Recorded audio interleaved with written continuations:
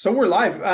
Guys, we're going to be talking today with Karen Briscoe from Northern Virginia about flipping time and getting double your production out of just investing 5 minutes per day. Now, let me tell you something. Karen is a rock star. Karen's in Northern Virginia, DC, Maryland, Virginia area, and she is doing now. I'm going to say the number, and you guys are going to be like, well, that's an interesting number of transactions, but Karen does 80 transactions a year, which for you guys right away might not sound like a ton, but let me tell you something. Her average sales price, $1 million. 80 transactions a year at $1 million average sales price. That's phenomenal. And so you guys, she's got a lot to share with us, and specifically about the importance of habits and how literally this concept of flipping time can have you literally only investing an extra, just 5 minutes a day and doubling your production. Now, before we get into that and before we start going into questions and conversation with Karen, I want to remind you guys that our sponsor for today is Wise Hire. So Wise Hire is a company that Brian and I and a lot of Club Wealth members and coaches use to help us with recruiting, whether it's administrative team members or whether it's salespeople, all of the above. They're fantastic. You can find out more about Wise Hire. And if I could get my administrative team member who's listening on the call to type this into the chat or into the Facebook post here, it's clubwealth.com/Wise Hire. That's WIZEHIRE. They, of course, are our sponsor for the show, and we appreciate them. That being said, my co-host today is Coach Brian Curtis. Brian is a Club Wealth Tier 5 member, which means that Brian does between 250 and 500 transactions a year, which is mind-blowing, right? I mean, holy crap. And I was just telling Karen how Brian is truly one of the smartest people I've ever met, and someone that I have a ton of respect for, and he's a heck of a nice guy to boot. So that said, Brian, thank you very, very much for being here and for being, as always, my co-host here on Club Wealth TV. So great to be here. Right on. All right. So that said, Brian, I'm going to let you lead us off. We're going to give you the first question for Karen. And while you're doing that, I'm going to share this to the Facebook group. Great. I'll throw a softball. So, Karen, we were talking earlier, you told me 5 minutes, and there's the book called The 4-Hour Work Week, which I made fun of 20 years ago. I understand that it wasn't actually about working 4 hours a week. So I promise not to make fun of your 5-minute flip, but I want to hear what that's about, because we're all looking for ways to be more efficient, more effective with our time. So what do you have? Yes. Well, the way the 5-minute success came about is that as often happens when you start to achieve at a high level, people want to know how you do it. And in doing training and that type of thing, I would encourage people to invest in their personal business development. And I invariably heard that the resistance, the pushback was, well, I don't have enough time. And I said, well, do you have 5 minutes a day? And everybody says they have 5 minutes a day, right? So we broke through that barrier. So first of all, you got to break through the barrier that you don't have enough time, because everybody has 5 minutes a day. So I didn't really realize the impact of it until I have really seen people do it, and myself included. And by investing 5 minutes a day in your personal and business development, it can have several different effects, but the most common are, one, it can have a snowball effect, right? So it builds on itself. So putting that time in will build on itself like a snowball. Sometimes it's a domino. So like doing that one act will then knock over the dominoes of being more effective and efficient the rest of the time. And another effect that can happen is ripple effect, because you'll start to experiencing the benefits of it, and then you'll want to do more, and the people around you's lives are going to improve. And so then you'll have that impact. So one of the reasons why the 5 minutes is because it's been proven in habit formation that starting small and building up is a key strategy to habit formation. And if people were already doing it, right, then they would be successful. And so obviously there's something stopping them. And I think that being busy has become a competitive arena, and that we're all about trying to say how we're all so busy we don't have enough time to do the things we want to do and do the meaningful work. Yeah, I totally agree with you that, it's funny because people say, like, we have something that we work on called the perfect daily schedule.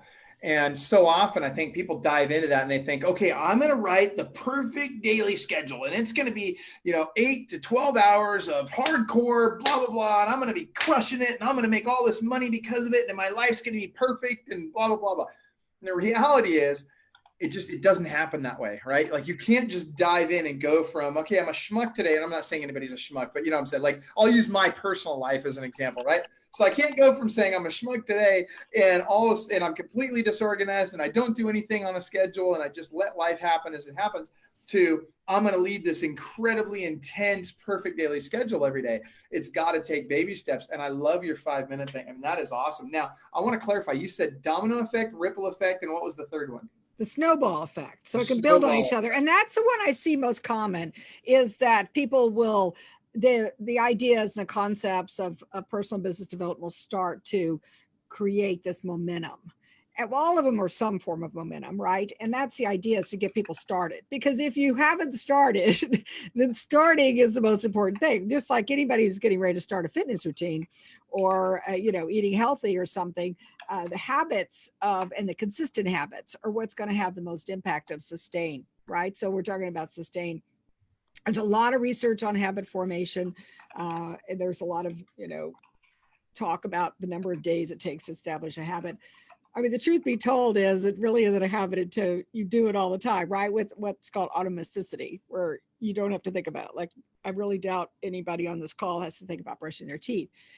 So that's a habit. So the idea is to put these practices into place so that they become such a habit. They become an integral part of your life. And you're smiling, Michael. I'm laughing because Brian's up there brushing his teeth. I almost spit up my protein shake when he did that. That was awesome. So the other thing about time that is really become very apparent to me is that it is not equal in worth, if you will. So it's relative, is what Einstein would say. So time is, if you're doing something you don't want to do, like in a boring meeting or traffic or whatever, it just stands still, right? It's just like torture. Okay. And yet, if you're doing something that's meaningful for you, it's being with somebody you love or really something you're passionate about, time flies by. So it really isn't time that we're talking about. We're actually talking about energy and impact. And when people say they don't have enough time, I quote the Lao Tzu quote, and that is, time is a created thing. To say I don't have time is like saying I don't want to. So what is it that's stopping people from doing what they say they want to do? Like setting the priority. I mean, being intentional about it, like actually physically just doing it. I mean, I don't know. It's really interesting because that is really the crux of the question. Because when somebody really wants to do something, they'll do it, right? So yes, it's an interesting thing. I don't know if you're familiar with Mel Robbins, Karen. Oh, but, yeah. I've been studying 5-second rule. Yeah, and this is really a lot of what she says. People go and they have this thought: I'm gonna, go lead generate. I'm gonna go, whatever it is, doesn't matter. You put in X, and most of us wait that 5 seconds, and then we don't realize that our brain's function is to screw us over. Choose the metaphor, but that's really what its job is. And really what I mean by that is our brain wants to go like this. It wants to make sure no matter what we do that we don't become uncomfortable. It wants to make sure that we're safe, warm, and fed. Outside of that, it has no other real purpose. So if we don't take that immediate action when we do that, it's real opportunity that just goes away. One of my favorite authors says this, and I really love this idea, is money loves speed. So if you get a great idea, and we've all seen it, like, friend of mine, I knew I was going to invent that, and it just came out and someone's making millions of bucks. The universe gives us these opportunities. The question is whether we're willing to pounce on them or not, whether we're willing to move forward with them. And I just really love that concept. As a serial procrastinator, I get it. So. Well, absolutely. And all of those things are so powerful examples. The getting outside your comfort zone, change. So we're talking about if there's something about your business or life that you want to change, then you're going to have to do something different. And it's going to have to be outside your comfort zone. I mean, everybody knows what the definition of insanity or stupidity is, and that's doing the same thing over and over again, expecting a different result. And so I do find what you're sharing about this ideas in the universe I think that opportunities are out there, and they do come to certain people because they have the ability or traits or whatever, and we don't act on them, then they're going to go somewhere else. Because if it's ideas manifested to be happening now, I don't know if you're familiar with the electricity wars that happened with Einstein, Westinghouse, and Edison. They were all basically emitting the same thing at the same time, and in different ways. The ideas came to them differently, but that's the kind of the energy that I'm talking about. So really, it's energy is what is the true fundamental currency of performance, high performance. And then that's where a lot of the flip time comes into, is what do you focus your energy on? Okay, so talk to us about that principle of flipping time. Define that. What does it mean, flipping time? Are we flipping it like we flip houses? Like what is it? What does this mean to flip time? It's just as great as flipping houses. It's actually better. So you may remember the Maslow's hierarchy of needs, the pyramid. So what many people do is they work their way up the pyramid, and they start with their physical needs first. And that's, human nature, right? It's your biological need to take care of your physical needs. And then you work on to the next two safety needs, which you talked about how to break through the safety and security needs, because that is a powerful human condition, if you will. Then it's esteem needs and relationship needs, and then self-actualization. Well, what happens if you're working your way up the pyramid and you run out of time? Or what happens if you work your way up the pyramid, and I find sometimes people's pyramids just keep getting bigger, right? So you reach this level of production, or you reach this, you have success, but then you look around and you go, well, this is it. What is this? And so the idea of flipping time or flipping the pyramid is to put self-actualization first. And once you do that, I find everything becomes better. And this is why. When you are doing, it's called a lot of different things. Some people call it meaningful work. Some people call it bliss. That's what Joseph Campbell in the Hero's Journey calls it. Some people call it a zone of genius. Whatever it is, that's going to be your passion. And if you're talking about production, like real estate, well, what's the meaningful work for a real estate agent? It's lead generation, right? And yet, what do the real estate agents do? They work on all the lower level, tasks first, right? So if we can even make this be a real estate conversation or a productivity conversation, you flip the time and you put those first, okay? And what happens is everything else gets better. So in my experience, you are more in tune with your identity, what your calling is. That's what it's called in the heroine's journey or hero's journey, the call to adventure, your call to contribution, or your call to whatever your idea, creativity is. Then you're going to have better esteem needs. Your relationship is going to be better because you're going to be happier, right? You're going to be doing what you were meant to be doing. And it's sort of like when a rainmaker is lead generating, everybody else is happier, right? Because a rising tide's raising all those boats. And that then leads to what's the greatest security and safety there is, right? That you're achieving what your purpose is. And same with your physical needs, right? So if you're putting your self-care first, which is a meaningful, your health span is actually one of your greatest assets. You're doing those things first, and the physical needs are going to be taken care of as well. Dude, I love what you just said, is when you take care of that highest need, right? The self-actualization. And really, again, this can come down to those most important things that we need to be doing in our business. If you want to get down to just a task-oriented conversation, it's, if I'm prospecting, if I'm saying intentionally every single day, if I'm making darn sure, not that I make a certain number of calls, but that I get a certain number of appointments every day, right? So if I know no matter what, I'm going to hit my 1 appointment a day or 2 appointments a day or whatever that number is, doing that. And this is what I think people have a hard time drawing this conclusion or drawing this, kind of this flow, understanding how this really works. But if I really do that, it really does improve all of the other areas in my life. Now, there's a point at which we have to say, time out, got to have some personal time, right? So it's not enough to just say, okay, I'm going to go prospect all the time. I'm going to go set appointments all the time. And I'm going to forget about my family. And I'm going to forget about my spiritual life. And I'm going to forget about my health and all this other stuff. We've got to take care of all 5 key areas in our life.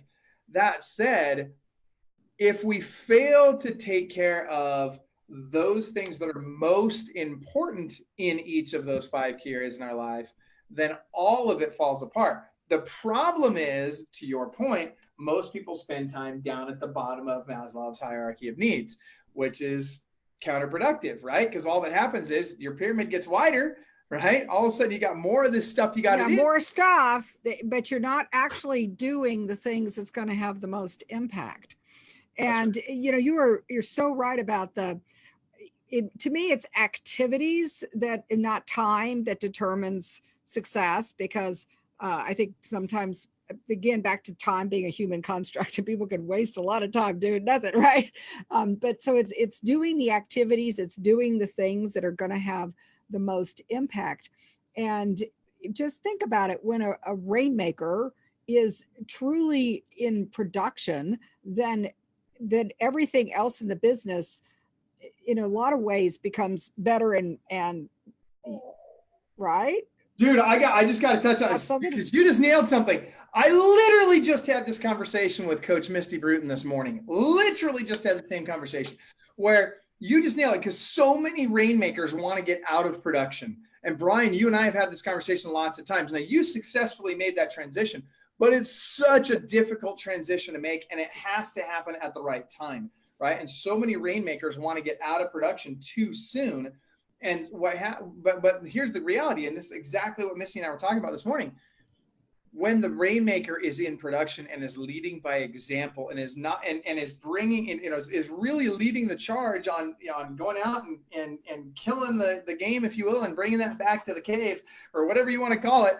At the end of the day, leading by example in that way, not only does your personal production really help the team, but because they're seeing how to do it, they're seeing exactly that, hey, I'm not just telling you to do this, I do it myself. Let me help you. Instead of saying, let me push you out there and make you go do it, let me show you and share with you how I'm doing it, and I will help you do likewise.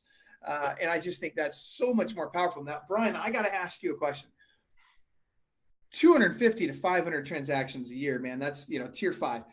You're crushing it, right? I mean, you're freaking. Now, the question I have is, how does this manifest itself in your business? How are you staying at the top of the pyramid? And I'm not talking about on your team. I'm talking about Maslow's hierarchy of needs. How are you staying at the top of that pyramid and acting at the top of that pyramid in self-actualization, and in terms of really leading by example at a time when you are not only out of production, but you live in a different state than your team, and your team is producing at a wicked high level, and you've got a ton of coaching clients, and you're on the road at a lot of events, and oh, and by the way, you've got a good family life.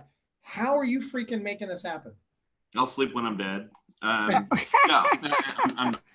that's not true. So, I like a lot of the stuff that Karen's saying, and I've said it a different way. And I think it's really great to hear some of the same information packaged in a different way, because I know that I resonate with a certain group of people. Michael does, and Karen, we all resonate. Of course, there's a cross section, but for me, it's really about, we called them 2200s for a while.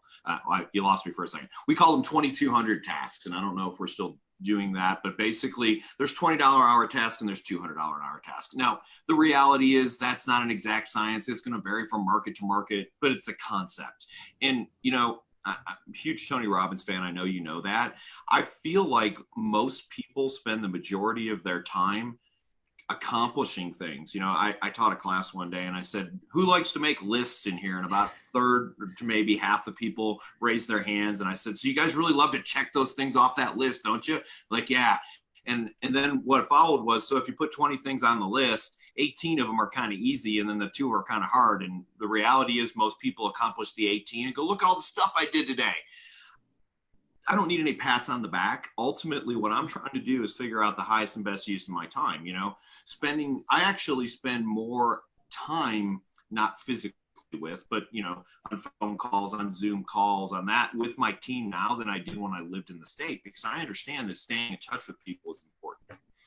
So I hope that answers that question. Okay, so I want to come back to Karen in a second here, but I want to touch on what you just said, Brian, because I heard somebody the other day say that team huddles are a waste of time, essentially, and that it's not important, and that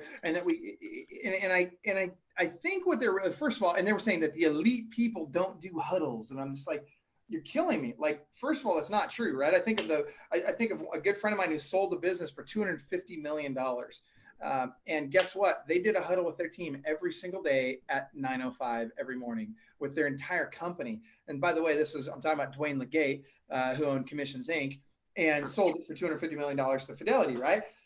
And Brian, you just reinforced that with me. The team huddle, and so I think people get it wrong. I think people think that the team huddle is all about accountability. Yeah, that's a component of the team huddle, but that's not what it's all about. The team huddle, in my mind, is about one thing, and that's culture. It's really about connecting with and nurturing the relationships with people on your team and really deepening those relationships and really impacting team culture in a way that the accountability and the numbers and stuff, that's just a natural conclusion of it. But really, again, if we're talking about Maslow's hierarchy of needs, this fulfills self-actualization. You want to get to self-actualization as a team. Absolutely. It requires culture, right? So Karen, run with that. Well, no, I mean, it's brilliant. That's the first time my brain just resonated with what you said, but I was like, it's so true, because this is on an individual level, but it could also be on a team level. It could be in a lot of different, even sports teams or whatever, right? So when the focus is, and again, the pyramid doesn't say you don't do the rest of it. Okay. You do the rest of it. But when you put that first, then you're going to have the most impact, and the impact can happen in many different ways. But with a team, think about it. I mean, it could be exponential.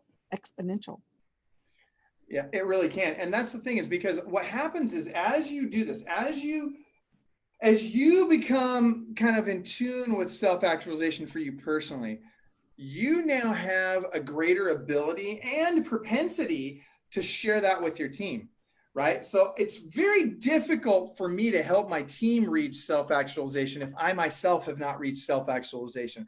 Very similarly, it's very difficult for me to help my team be successful if I myself have not been successful, right? If I'm not doing a good job leading by example, if I'm not out there on appointments and doing a good job, making the calls, scheduling the appointments, closing the appointments, doing the things that real estate agents do, or in any business, doesn't matter what business you're in, right?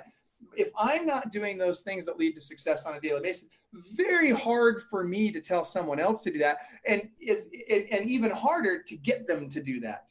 And so self-actualization starts internally, but it begins to become something that exudes from us out externally, and it can now help other people. Go ahead, Karen.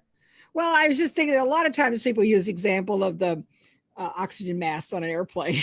And if you're on an airplane and the oxygen masks drop, by all means, put them on, because it is a scarce resource at that point. The perspective I have is more of an abundant and thriving, because really, in reality, there is ample oxygen for everybody. And the idea is, when for self-care or self-actualization or meaningful work or whatever, the leader doing that is actually to create an environment of thriving. And leading by example is one of the best ways. I find that when my life and business improves, everybody else's lives around me do as well. That's back to the ripple effect. So it's really not selfish at all. It actually can have, and you'll, back to the example, if you're showing how it really isn't, there's a lot of time management and work-life balance and productivity and all that, but if you're showing by example what you focus on expands, right, then other people are more likely, it's just like children, right? They really don't hear much of what you say. they're going to focus on what you do. And so if you want to expand your business or your life, live a big life, then the best way to do it is to show other people how to do it. And that's the Zig Ziglar quote, right? If you help just enough other people get what they want, you're going to get what you want. Absolutely. And so that's the way to really grow an amazing life. So, Brian, you mentioned a moment ago, you were talking about how, and by the way, Karen, I completely agree with you on that helping enough other people getting what they want will automatically lead towards you getting what you want and more, by the way. And Brian, you mentioned that a big key, and I like this. So I'm a fundamentals guy, right? I mean, I love all the talk and the more the existential stuff. I think it's all great, but I'm a small-minded guy, right? I have a pea-sized brain. I think sometimes I'm not the sharpest tool in the shed, but what I know is that the fundamentals matter. And Brian, what I heard you say is paramount for you in running your team from afar and continuing to produce between 250 and 500 transactions a year in and year out. Fundamental to that has been your presence with the team, whether or not it's physical or not, right? Because we talk about being the difference neurologically in the brain between interacting with somebody face to face or interacting with somebody on video. The brain actually neurologically almost can't tell the difference. It's a very, very, very negligible difference from video to face to face. And so what I'm hearing you say, Brian, is you're on video with them on an extremely regular basis, and that has made a difference. Am I right about that? So let me be honest, because I think that's really important here. Yeah. I don't do my huddles on video. Okay. I don't, but I will do. I think you should, by the way. But go ahead. And we'll talk about that some other time. Yeah. So, but I think it's important to maintain some one-on-one stuff. And so, since I can't sit down in the office with everybody once a week, then I can do Zoom call. I can reach out. And here's the reality, though, is that the people on our teams are looking for stuff from us. They're looking for input from us. They're looking for coaching from us. They're looking to interact with us. One of the reasons they joined our team, I mean, I can't speak for every team, but ultimately at the end of the day, it's amazing just having that contact with them. I had an agent the other day who was struggling, and I spent 30 minutes on the phone with her, and we talked and, got her remotivated. Come Monday morning, she's talking about how all this stuff is going on, all this positive stuff. It wasn't anything that I did. I didn't have any brilliant words of wisdom that I hadn't said to her 50 times before, but she felt connected. She felt like she, got re-energized. And that's one of the things that team leaders have to realize, is that our interactions with them can energize those people. So focus on those interactions being positive. Focus on those interactions being, what you would want, not just, make more calls, do more of this. We have to hold these people up. In a lot of ways, it's very similar to having children. So, you can yell and scream at your kids. I've tried it. It doesn't work. I can yell and scream at my team. I haven't tried it, but I'm going to guess it doesn't work. So we have to be there and be willing and understanding. And, you hear this over and over. It's so frustrating to run a team. Yeah, it is. And you have a choice. You can keep running your team or go sell real estate or get out of real estate completely. But, there's none of these things are perfect. You just have to decide what is important to you, make those priorities that basically Karen's been talking about, and go out and do those on a daily basis consistently.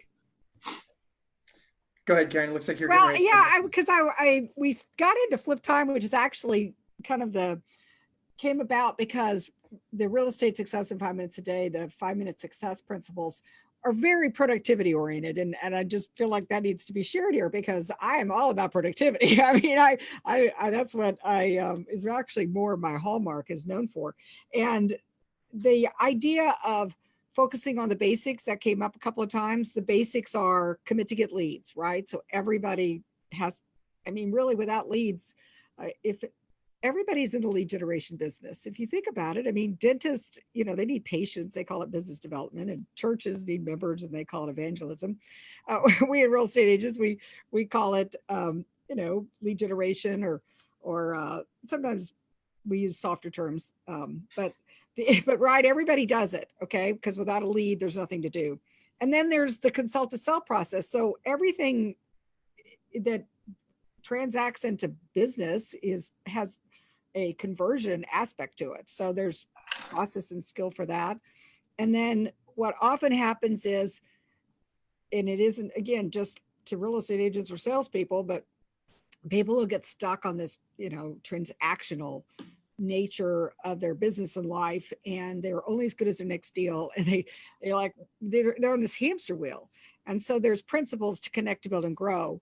And those principles help people create scale and leverage, like what Brian's talking about, so that you can actually, it's like, I heard this example, like planting a citrus tree takes a lot of time.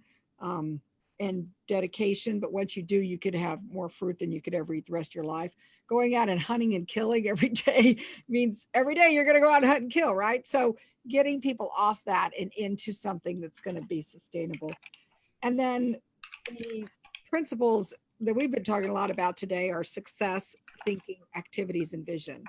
And so this trying to teach new way to think, right, about how to flip your time, because if productivity hacks were working, people would already be doing it.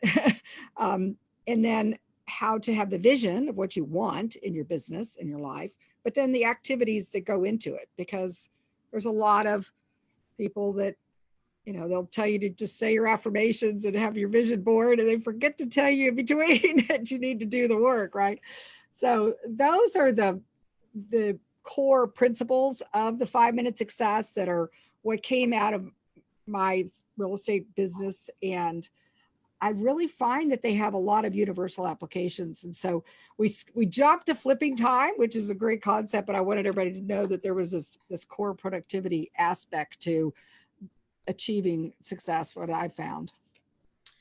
I agree. It's really what you're saying is, hey, look, we talk about all these things, all these high level, stuff we should do, blah, blah, blah. But really what it comes down to is, especially when it comes to leadership, it comes down to, yes, we need to have the vision boards. Yes, we need to set goals. Yes, we need to create our perfect daily schedule. But none of that matters if we don't get our freaking butt up in the morning and go to freaking work, right? Like at the end of the day, we just got to do the deal. We got to eat the frog, right? We got to embrace the suck. I mean, it's just, these are principles that have been around for a long time, a lot longer than I've been on this planet. I didn't invent these things, right? Somebody else came up with these. I think Brian Tracy is the first one to say, eat the frog, right? Yep. You got to do it, right? Like it makes sense.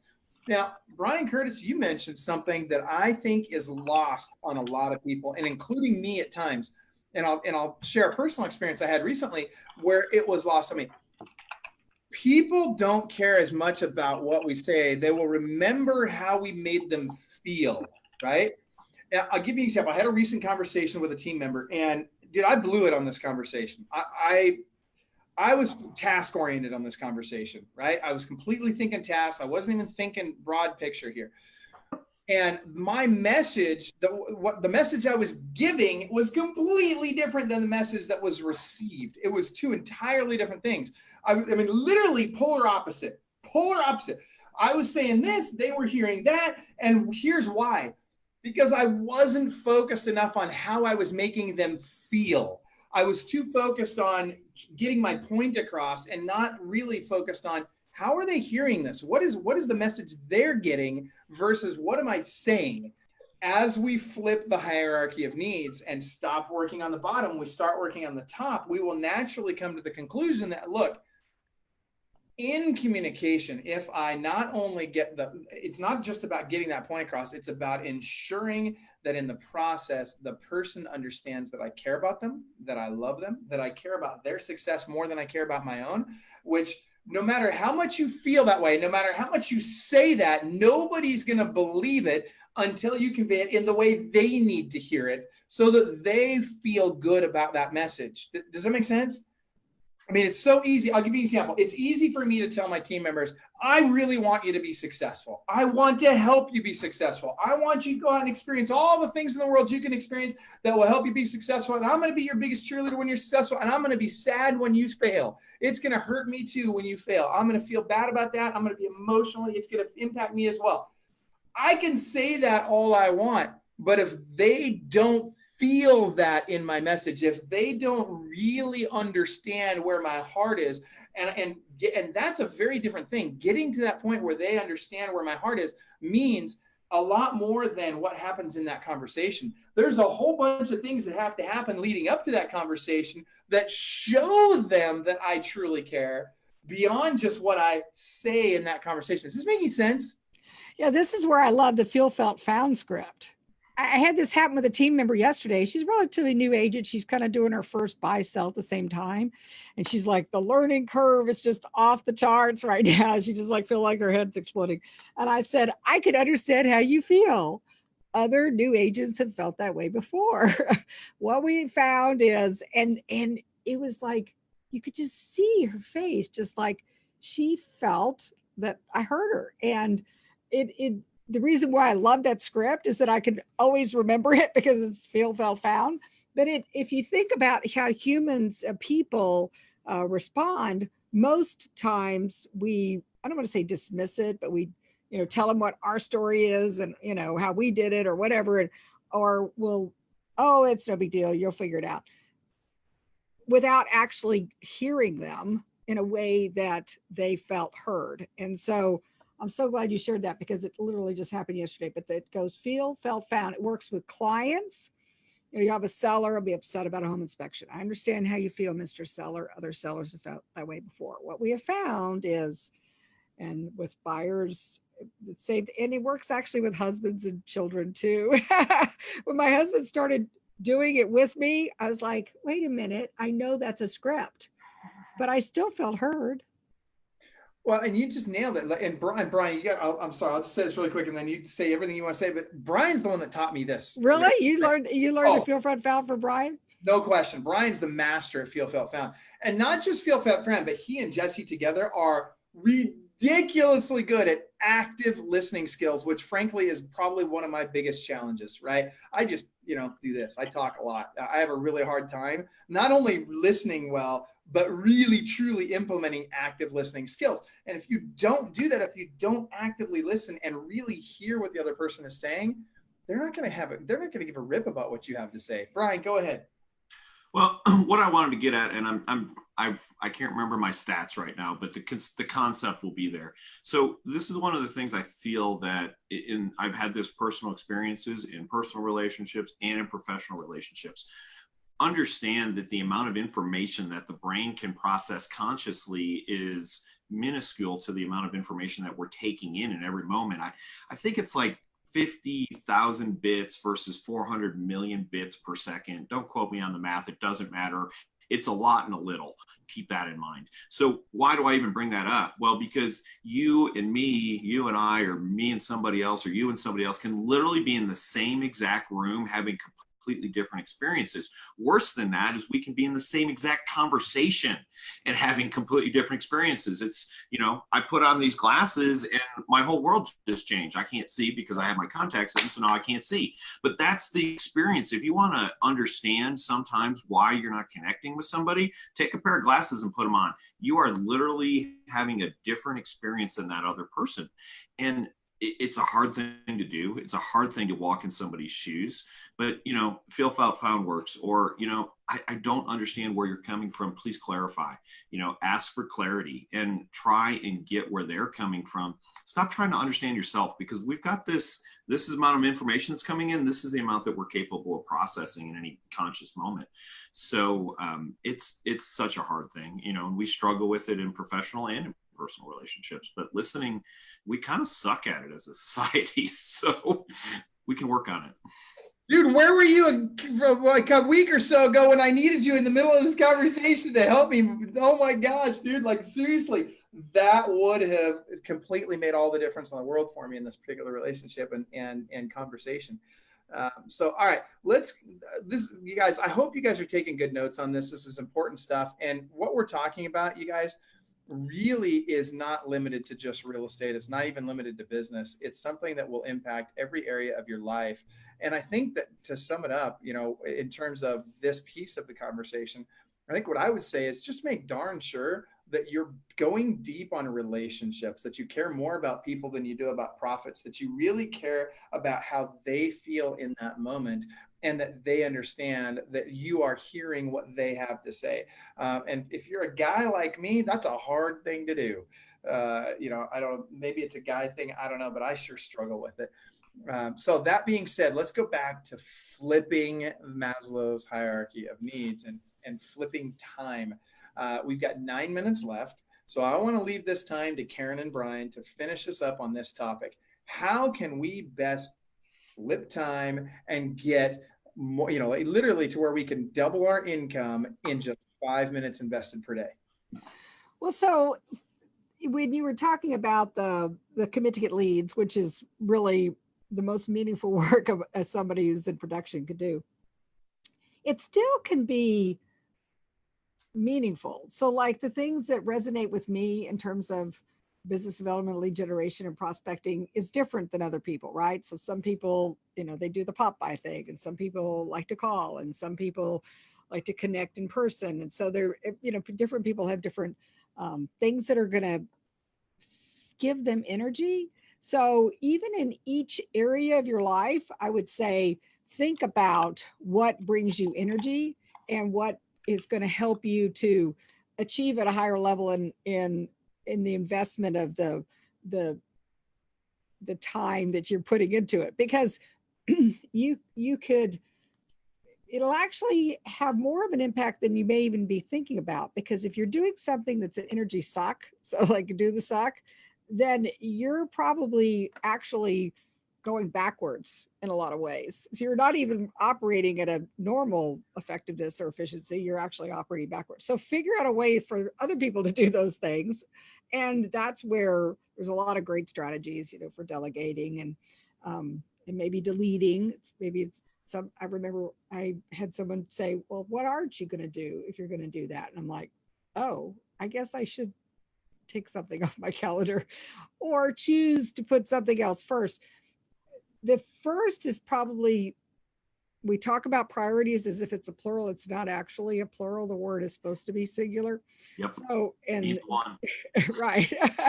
So really that first domino, if you will, is going to be the most important. And I will say the most impact is in the morning for most people. And I am not a morning person by nature, but I have discovered the morning as the time where, because I invest in personal and business development in the morning, then the rest of the day goes better instead of the other way around. It's the whole big rocks analogy.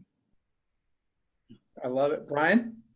I'm just going to piggyback on that concept. So I believe that personally, you can control 2 hours of the day, the first and the last.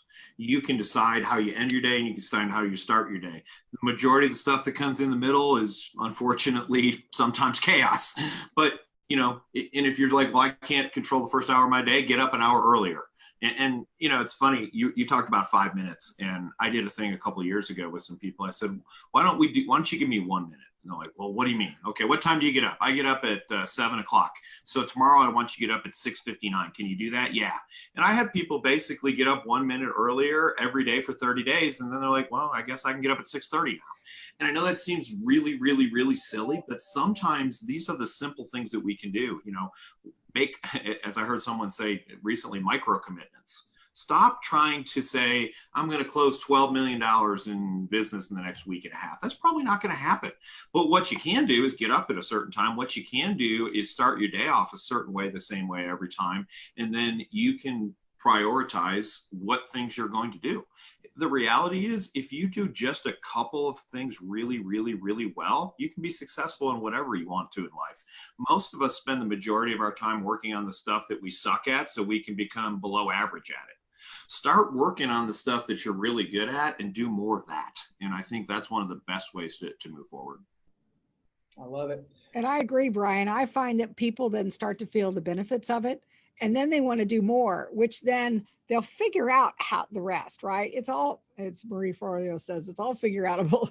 So do that first, eat the frog first, or, whatever it is you want to call it. Do that first. And what I encourage is meaningful work, self-actualization, those kind of things first, because then you will have the energy to make the most impact on the rest of your day. Yeah, I love it. And it's interesting. You talk about these micro commitments and how little steps lead to big steps or bigger steps. And I think about, the typical when a lead comes in, right? We meet somebody in an open house, or we get a new lead on the phone. Again, these are people, you guys, and we start as we talk about these folks. One of the things we don't want to do is we don't want to put them in a position of feeling bad, right? Because if I feel bad in the moment in a little thing, it's going to trickle down. As an example, the worst thing you can ask someone when you first meet them is, "Are you working with an agent?" Right? Because what does everybody do the second you say, "Are you working with an agent?" Yep. Right. And what is that? Normally they're just blowing you off, right? They want to move past that. They don't want you to, they probably don't have an agent, but they'll say they do so that you'll leave them alone. The reality is, the question we should be asking is, who is your agent, right? If we say instead, who is your agent, they're far less likely to lie about it. Because here's the thing, if they say yes and they don't really have one, they've just lied. And that feels bad. So we've just put them in a position of feeling bad. And we don't want that. We don't want people to feel bad when they interact with us. We want them to feel good when we interact with us. And go ahead, Brian. Look like you're gonna.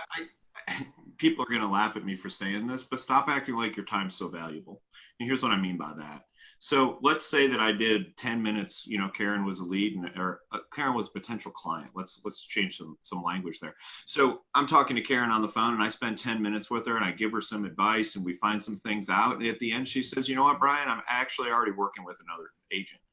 What's the worst thing that happened? I spent 10 minutes of my time helping another human being. And you know what? If that person ends up having a bad experience with the agent, who are they coming back to? Me. So, you know, we lead with these things. We lead with these two questions all the time. And I can tell you right now, I can tell you to go directly to whatever. If you lead with, are you pre-qualified and are you working with somebody else? What you said to me is, all I want to know is if my time is valuable enough to spend with you. And if that's the way you want to interact with people, then keep doing that. But how about give a little bit, let the law of reciprocity kick in, and then, you know what? What's the worst thing that happened? I spent 10 minutes talking to Karen. She's not going to work with me. She's a nice lady. I hang up and talk to the next person. The world doesn't end if I have to give away 10 minutes of my time to another human being. I don't think that could have been said any better. Let's leave it at that. Let's make that our closing comment. Brian, Karen, thank you both so much. Seriously, I've not only learned a lot on this call, but I've also been reminded of a lot. And you know, it's interesting. We have to we learn everything. There's all kinds of information out there. The key is making sure that the most important pieces of that information are constantly brought to the top of our minds. You guys have helped me with that today, and you've helped remind me of some things that are very important that I've been forgetting that I need to work on. So thank you for that. And thank you guys for taking time out of your day. For those of you watching, if next time you've got a referral in Northern Virginia or in Boulder, Colorado, think of Brian and Karen. Send them that referral. These guys are doing this, and they wouldn't ask you for this. I'm going to ask for them because I know they're both too humble and nice to ask for it themselves. But I'm going to tell you, these guys are taking time out of their day, an hour out of their day to share great information with you with no expectation of anything in return. Next time you see somebody posting about a referral in their area, jump in there and tag these guys. And by the way, if you could comment in this post, if you got value out of this, what one thing did you come out of here with? What one reminder, what one thing are you going to implement in your business or in your life? And if you could just post that in the Facebook comments, maybe share this if you felt like this was a valuable call, share it with someone, share it on your timeline, whatever. We'd appreciate that a lot. So my name is Michael Hellickson. I'm one of the coaches here at Club Wealth. And on behalf of everybody at Club Wealth, I thank you for watching. And remember, you are world class.